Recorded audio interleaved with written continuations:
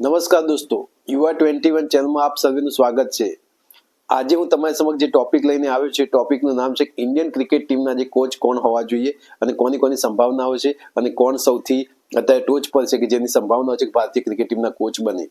ભારતીય ક્રિકેટ ટીમના કોચિંગનો ઇતિહાસ જોઈએ તો ફોરેન કોચિસે પણ ઇન્ડિયન ક્રિકેટ ટીમને કોચ કર્યું છે અને સાથે સાથે ઇન્ડિયન કોચિસે પણ ઇન્ડિયન ક્રિકેટ ટીમને કોચ કર્યું છે.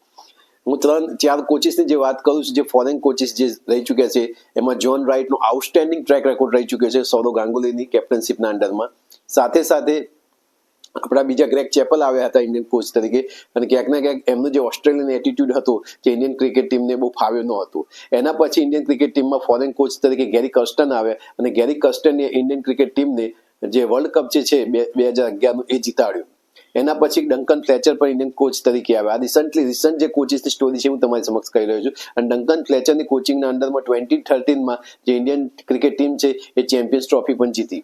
એના પછી એવી થોટ પ્રોસેસ આવી કે ઇન્ડિયન ક્રિકેટ ટીમનો કોચ ઇન્ડિયન હોવો જોઈએ, અને 2015માં રવિ શાસ્ત્રીને આપણા ડાયરેક્ટર બનાવવામાં આવ્યા અને પછી રવિ શાસ્ત્રીને ઇન્ડિયન કોચિંગ આપવામાં આવ્યું અને એમને ઘણું સારું કામ કર્યું. પરંતુ એ 2013 પછી ઇન્ડિયન ક્રિકેટ ટીમને ક્યાંક ને ક્યાંક ટીમને તો ઘણી સારી બનાવી, એક રૂથલેસ ટીમ બનાવી. ટેસ્ટ ક્રિકેટમાં બહુ અદ્ભુત પ્રદર્શન પણ આપ્યા વિરાટ કોહલી અને રવિ શાસ્ત્રી ભેગા થઈને, પરંતુ જે ઇલ્યુઝિવ આઈસીસી ટ્રોફી હતી ક્યાંક ને ક્યાંક આપણે જીતી શક્યા નહીં. એના પછી જે ક્રિકેટ કોચ તરીકે રાહુલ દ્રવિડને નિયુક્ત કરવામાં આવ્યા અને રાહુલ દ્રવિડની પણ કોચિંગના અંડરમાં ઇન્ડિયન ક્રિકેટ ટીમે ઘણો પ્રોગ્રેસ કર્યો, ઘણું સારું રમી રહ્યું છે અને પ્રદર્શન પણ સારું કરી રહ્યું છે. મેં ક્યાંક ને ક્યાંક ફરીથી જે આપણે આઈસીસી ટ્રોફી જે જીતવી છે એમાં આપણે સફળ થયા નથી. 2014થી 2024 થઈ ચૂક્યું છે, 10 વર્ષ થઈ ચૂક્યા છે, પરંતુ ઇન્ડિયન ક્રિકેટ ટીમ આઈસીસી ટ્રોફીથી ક્યાંક ને ક્યાંક વંચિત રહ્યું છે. ટેસ્ટ ચેમ્પિયનશિપની ફાઇનલમાં 2 વખત આવ્યા. ટી20માં તો પ્રદર્શન બહુ ડિસમલ રહ્યું છે. 2007 જે આઈપીએલના ઇન્સેપ્શન પહેલા આપણે જીત્યા હતા, એના પછી ક્યારેય પણ આપણે ટી20 વર્લ્ડ કપ જીત્યા નથી. રિસન્ટલી આઈપીએલ પણ ફિનિશ થઈ છે અને અત્યારે ઇન્ડિયન ક્રિકેટ ટીમ યુએસએમાં ટી20 વર્લ્ડ કપ રમવા ગઈ છે. અને ટી20 ક્રિકેટમાં આપણે બહુ જ પાછળ છે, ક્યાંક ને ક્યાંક એક વર્લ્ડ કપ લેગ કરી રહ્યા છે, હું એવું માનું છું. અને એમાં ઘણા બધા કારણો છે જેના કારણે આપણે આ ટ્રોફીથી વંચિત રહ્યા છીએ. તો ઇન્ડિયન ક્રિકેટ ટીમનો નેક્સ્ટ કોચ કોણ હોવો જોઈએ? તો રાહુલ દ્રવિડની જે લેગસી છે એ લેગસીની કન્ટિન્યુ રાખે અને બીસીસીઆઈની જે થોટ પ્રોસેસ છે એમાં એવું માનવું છે કે ઇન્ડિયન ક્રિકેટ ટીમનો કોચ ઇન્ડિયન હોવો જોઈએ. તો કયા કયા કોચિસ ઇન્ડિયન હોવા જોઈએ? રિસન્ટલી જે બીસીસીઆઈ દ્વારા જે ફોર્મ ડિક્લેર કરવામાં આવ્યું તેમાં 3000 ફોર્મ ભરાયા છે, જેમાં એવા વિચિત્ર નામ આવે છે કે નરેન્દ્ર મોદી, અમિતભાઈ શાહ, આવા નામ પણ કોકે ગૂગલ ફોર્મ ભરીને કોચ માટે એપ્લાય કરેલા છે. 3000 એપ્લિકેશન આવી છે. પરંતુ જો હાલની પરિસ્થિતિમાં જે બીસીસીઆઈના નોર્મ્સ જે છે, એના જે ક્રાઇટેરિયા છે, એ ક્રાઇટેરિયામાં 2 પ્લેયર ફિટ થાય છે ઇન્ડિયન ક્રિકેટ ટીમના કોચ બનવા માટે. બીસીસીઆઈના જે સેક્રેટરી છે જય શાહ, એમને ઓલરેડી ડિક્લેર કરી ચૂક્યા છે કે ઓસ્ટ્રેલિયન કોઈ કે ફોરેનનો કોઈ કોચ લેવામાં આવશે નહીં. ઇન્ડિયન કોચના પણ ચાન્સીસ સૌથી વધારે છે અને એમાં 2 કોચિસના નામ સૌથી ટોપ પર છે. એક છે વીવીએસ લક્ષ્મણ, જે અત્યારે એનસીએના ડાયરેક્ટર છે અને એનસીએને હેન્ડલ કરી રહ્યા છે, પણ વીવીએસ લક્ષ્મણ પણ પોતે ઇન્ટરેસ્ટેડ નથી લાગતા. તો પછી એક જ નામ આવે છે ગૌતમ ગંભીર. તો ગૌતમ ગંભીર કે જીજીના નામથી જાણીતા છે, અને ગૌતમ ગંભીરના ક્રેડેન્શિયલ જુઓ તમે, as a player, as a coach અને એઝ અ કેપ્ટન અદ્ભુત રહ્યા છે. એમને ઇન્ડિયન ક્રિકેટ ટીમને જે 2 મહત્વની આઈસીસી ટ્રોફી જે છેલ્લા 15 વર્ષથી 17 વર્ષમાં આપણે જીત્યા છીએ, એમાં ટી20 વર્લ્ડ કપમાં મહત્વની મેચમાં પાકિસ્તાન સામે ફાઇનલમાં 75 રન્સ બનાવ્યા હતા અને ફાઇનલ જીતાડી હતી. એટલે કે બિગ મેચમાં બિગ પરફોર્મન્સ આપનાર બિગ પ્લેયર જો કોઈ કહેવાય તો ગૌતમ ગંભીર છે. એવી જ રીતે 2011ના વર્લ્ડ કપની વાત કરીએ તો એમાં પણ ફાઇનલમાં 97 રન બનાવ્યા અને ઇન્ડિયન ક્રિકેટ ટીમને 2 વર્લ્ડ કપ જીતાડવામાં બહુ મહત્વનું યોગદાન આપ્યું. એના પછી એઝ અ કેપ્ટન કેકેઆરની ટીમ જે છે, કલકત્તા નાઇટ રાઇડર્સને આઈપીએલમાં 2 વાર ચેમ્પિયન બનાવી, 2012 અને 2014માં.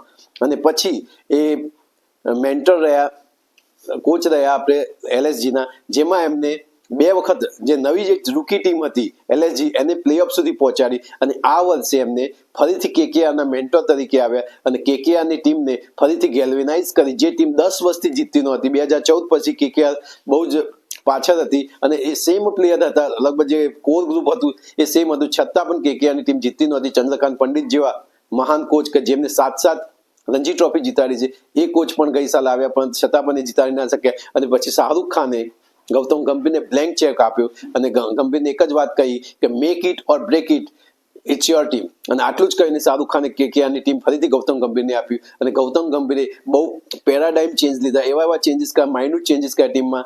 અને ટીમને એવી ફોર્મ કરી કે કેકેઆરની ટીમ 10 વર્ષ પછી ફરીથી ચેમ્પિયન બની. એમને પહેલું ડિસિઝન લીધું કે જે સુનિલ નારાયણ હતા એ સુનિલ નારાયણ બોલિંગ તો અદભુત કરી રહ્યા હતા ને એમની બેટિંગ પોઝિશનમાં ક્યાંક ને ક્યાંક પરફોર્મન્સ નહોતું આવતું. એમને ફરીથી જે રિવાઇવ કર્યું 2012 અને 2014ની જે થિયરી એપ્લાય કરી અને એમને કોન્ફિડન્સ આપ્યો કે તમે ઓપન કરશો અને બધી મેચમાં સક્સેસફુલ જાઓ કે ફેલ જાઓ પણ તમે ઓપન કરશો અને ટીમને જીતાડશો. અને એ જ કામ સુનિલ નારાયણે કરી બતાવ્યું એઝ અ ઓપનર બેટ્સમેન અને ક્વોલિટી સ્પિન બોલર તરીકે. અને કેકેઆરની ટીમને જે ફોર્મ્યુલેશન કર્યું એ અદભુત રીતે કેકેઆરને બનાવી, જેમાં શ્રેયસ અય્યરની લીડરશિપની વાત હોય, વેંકટેશ અય્યરનું પરફોર્મન્સ હોય કે પછી સુનિલ નારાયણ અને સાથે સાથે જે બીજા એક મહાન ઓલરાઉન્ડર છે એવા આંદ્રે રસેલ કે ગ્રે રસના નામથી જાણીતા છે, એમની પાસે પણ best performance as a finisher અને ડેથ બોલર તરીકેનું પરફોર્મન્સ કઢાવ્યું. બે નવા પેસ બોલર્સ જે હતા એ પેસ બોલર વૈભવ અરોરા અને હર્ષિત રાણાને પણ આઉટસ્ટેન્ડિંગ પરફોર્મન્સ કરાવડાય અને ટીમને ગેલ્વેનાઇઝ કરી અને ટીમને એ રીતે ફોર્મ્યુલેટ કરી કે વન વે કેકેઆરની ટીમ ફાઇનલમાં પહોંચી અને ચેમ્પિયન બની છે.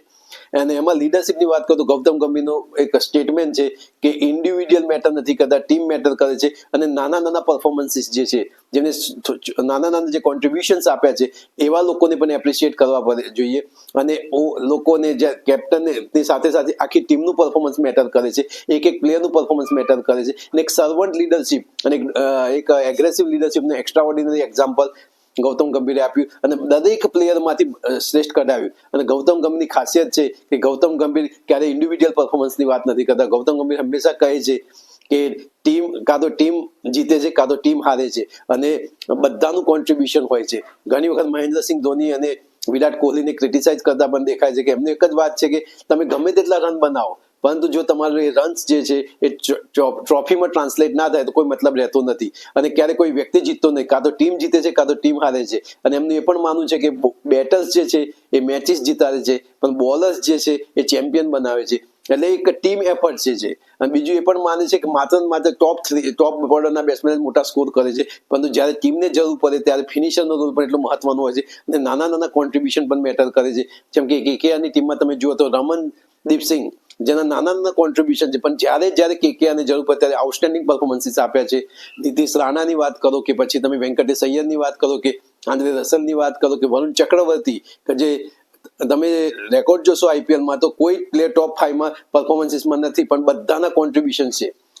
જેમાં સુનિલ નારાયણનું પણ છે, ફિલ સોલ્ટનું પણ છે, વેંકટેશ અય્યરનું પણ છે અને આખી ટીમનું પરફોર્મન્સ આવ્યું અને કેકેઆર વન વે ટ્રોફી જીત્યું. એટલે ગૌતમ ગંભીરની ખાસિયત એ છે કે ટીમને એક સર્વન્ટ લીડરશિપ આપે છે, સાથે સાથે એક એગ્રેસિવ લીડરશિપ આપે છે. અને ઇન્ડિયન ક્રિકેટ ટીમ જ્યારે ટ્રાન્ઝિશન મોડમાં જઈ રહી છે, જ્યારે રોહિત શર્મા અને વિરાટ કોહલી એમના એન્ડ પીરિયડ પર આવ્યા છે અને નવી લીડરશિપ ઇમર્જ થવાની છે, ત્યારે ઇન્ડિયન ક્રિકેટ ટીમને ગૌતમ ગંભીર જેવા કોચની જરૂર છે કે જે વ્યક્તિના ક્રેડેન્શિયલ સાબિત કરે છે.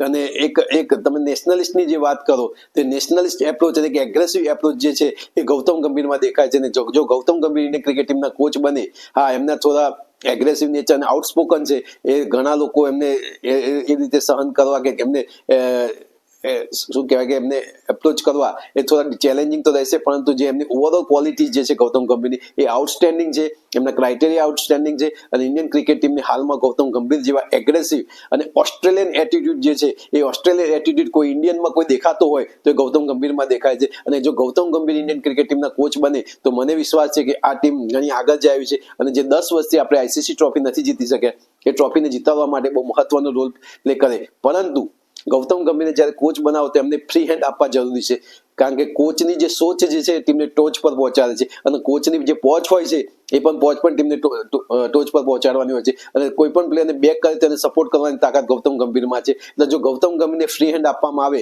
તો ગૌતમ ગંભીર અદભુત કામ કરી શકે એવા છે. અને ઇન્ડિયન ક્રિકેટ ટીમને જે આપણે 10 વર્ષથી જે ટ્રોફીથી ઇલ્યુઝિવ છે એ ટ્રોફી પણ જીતાડે અને ઇન્ડિયન ક્રિકેટ ટીમને ટોચ પર લઈ જવાની તાકાત ગૌતમ ગંભીરમાં છે. મારું એવું માનવું છે કે બીસીસીઆઈ વિશ્વનું સૌથી મોટું ક્રિકેટ બોર્ડ છે આર્થિક રીતે જોઈએ તો, પરંતુ મારું વ્યક્તિગત માનવું છે કે આર્થિક સંપન્નતા નહીં પરંતુ તમારા કેબિનેટમાં કેટલી ટ્રોફીઝ જે છે એ ટ્રોફીઝને આધારે નક્કી થાય છે કે તમે ક્રિકેટમાં કેટલા આગળ છો. અને એ બાબતમાં હું ઓસ્ટ્રેલિયન ક્રિકેટને બહુ માનું છું. જે ઓસ્ટ્રેલિયન માઇન્ડસેટ છે, જે ઓસ્ટ્રેલિયન એપ્રોચ જે છે, ઓસ્ટ્રેલિયન ક્રિકેટ જે રીતે રમાઈ રહ્યું છે એ જો એપ્રોચ તમારે લાવવો હશે તો જ તમારે ગૌતમ ગંભીર જેવા કોચની જરૂર પડશે. અને ઓસ્ટ્રેલિયાની સામે આંખોથી આંખો મિલાવીને ઇન્ડિયન ક્રિકેટ ટીમને ચેમ્પિયન બનાવવાની તાકાત ગૌતમ ગંભીરમાં છે. એટલે હું આશા રાખું કે બીસીસીઆઈ વાઇઝ ડિસિઝન લે અને ઇન્ડિયન ક્રિકેટ ટીમને જે જરૂરી લાગે છે એવા કોચ, એવા ગૌતમ ગંભીરને કોચ તરીકે નિમણૂક કરે. હાલમાં એ કેકેઆર સાથે જોડાયેલા છે અને એમને જે ટીમ જે જોઈએ છે એ ટીમ પણ બીસીસીઆઈ આપવી પડશે કે બોલિંગ કોચ કોણ હશે, બેટિંગ કોચ કોણ હશે, ફિલ્ડિંગ કોચ કોણ હશે, ટોટલ મેનેજમેન્ટ અને પ્લાનિંગ. કારણ કે આ જે ઇન્ટરનેશનલ ક્રિકેટર્સ છે એ ક્રિકેટર્સને ટેકનિક નથી શીખવાડવાની, એનું મેનેજમેન્ટ કરવાના છે, એમનું બેસ્ટ આઉટપુટ કઢાવવાનું છે અને એ કઢાવવાની તાકાત કોચમાં હોવી જોઈએ અને એવો જ કોચ છે ગૌતમ ગંભીર. તો આ હતી મારી સ્ટોરી ગૌતમ ગંભીરની. હું આશા રાખું કે Indian cricket team wise decision લે અને ગૌતમ ગંભીરને ઇન્ડિયન ક્રિકેટ ટીમના કોચ તરીકે